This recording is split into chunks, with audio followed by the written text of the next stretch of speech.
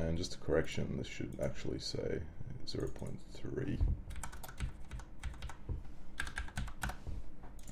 Now this leads me into the next section, which is high-level risk analysis, risk assessment I should say.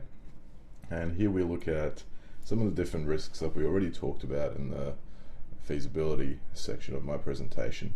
So I'll begin with this one here, for example. So one of the risks is that the drones get stolen or damaged, and some of the resulting impacts are high level of customer dissatisfaction due to inability to deliver goods or meet delivery times, and negative reputation impacts.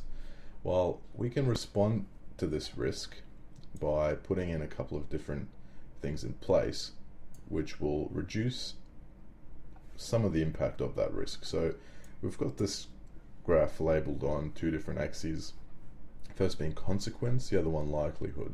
So if we implement some responses and put some parameters around this risk, we can actually limit, we cannot really control the likelihood of this occurring, but we can control the consequence to our internal business. So this is relative to our business. So we've got a couple of different things that we can do here, like implement appropriate anti-theft protection protocols on the drones, or establish contractual obligations with drone providers to be responsible for a number of guaranteed service levels, etc. A couple of other different risks that we incur in this project might be lack of drone repair serviceability, which could also lead to customer dissatisfaction and negative reputation impacts, because it'll impact delivery time if things don't get done on time.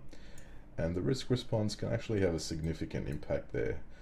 The likelihood, if we mitigate this risk, inversely to the beforehand mentioned, we can actually control the likelihood of this occurring by putting the risk and pressure on an external organization who will mitigate this risk for us, while the consequence stays relatively the same.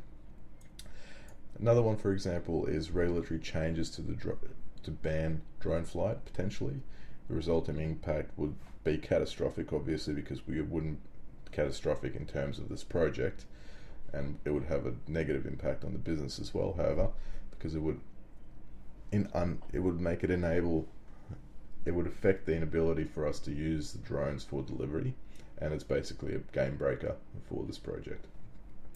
And our risk response, it's actually quite minimal due to the environmental pressures, because it's not in our internal environment, it's very much external, politically driven and regulatory driven as well. So if we mitigate this response, we might be able to reduce the likelihood by a little bit.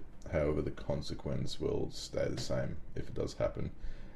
Having said that, I would move that here in all honesty, because the consequence is quite significant, with the likelihood being relatively low. So having said that, what I'll do now is I'll pass you over to my colleague Wang Yan, who will look at some of the impacts on the project organization and how we will manage some of those risks as well. So we'll hand over to Wang Yan.